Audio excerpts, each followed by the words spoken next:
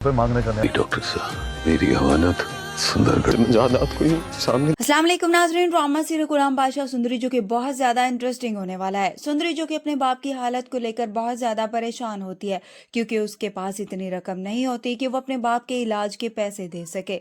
जिसके बाद गुलाम को जब अंदाज़ा हो जाता है कि वाकई इस लड़की के पास कुछ नहीं है, तो वो सुंदरी से कहता है कि वो उसके बाप के इलाज के लिए कुछ ना कुछ बंदोबस्त करता है।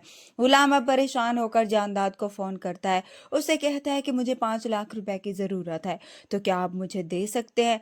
जिस पर जानदाद को गुलाम पर गुस्सा आएगा। वो गुलाम से कहता है कि ये क्या तुमने रोज रोज लाखों रुपए की डिमांड करना शुरू कर दी है? किस हक से तुम मुझसे पैसे मांगते हो? जिस पर गुलाम अपने बाप से कहता है कि हक तो आप भी जानते हैं कि मेरा क्या हक है। तभी जानदाद और गुस्से में आ जाएगा और वो गुलाम से कहता है कि अगर तुमने दोबारा इस हक की बात की तो तुम्हें मैं जान से मार डालूंगा और फिर तुम अपनी माँ का फर्ज निभाने से भी जाओगे।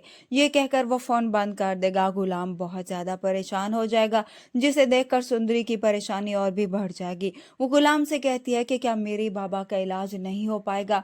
जिस पर गुलाम उसे तसल्ली देगा, उसे कहेगा कि वो फिक्र ना करे, सब कुछ हो जाएगा। इसके बाद अब गुलाम बादशाह से फोन करेगा और उससे पैसों का मुतालबा करेगा। उसे बताएगा कि किसी के इलाज के लिए उसे पैसों की ज़रूरत है।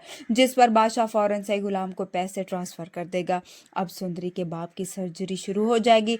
सर्जरी करने के बाद सुंदरी अपने बाप की हालत देखेगी तो वो वहां पर खड़े खड़े ही बेहोश हो जाएगी, जिसे गुलाम संभाल लेगा और उसे उठा कर ले जाएगा। सुंदरी बेहोश होगी तो वो उसे होश में लेकर आएगा। तो गुलाम सुंदरी को हौसला देते हुए कहता है कि उसके बाप की सर्जरी हो चुकी है और अब उनके लिए वो दुआ करे। सुंदरी को गुलाम के उसके बाप पास ले जाएगा, उसे मिलवाएगा। तो अब सुंदरी का बाप गुलाम से कहता है कि मुझे आपसे अकेले में कुछ बात करनी है। तभी अब गुलाम सुंदरी को बाहर भेज देगा। तो सुंदरी का बाप जो ये जान चुका होता है कि गुलाम एक अच्छा इंसान है और वो उस पर भरोसा कर सकता है, इसलिए वो गुलाम से कहता है कि मेरी बेटी का मेरे अलावा और कोई नहीं था, मगर अब मैं अपनी ज़िंदगी पर भरोसा नहीं कर सकता, इसलिए मैं चाहता हूँ कि मेरी बेटी को मैं उसकी माँ के पास भेज दूँ। वो किसी की अमानत है, इसलिए ये मैं चाहता हूँ कि आप ये अमानत उसे पहुंचा दे।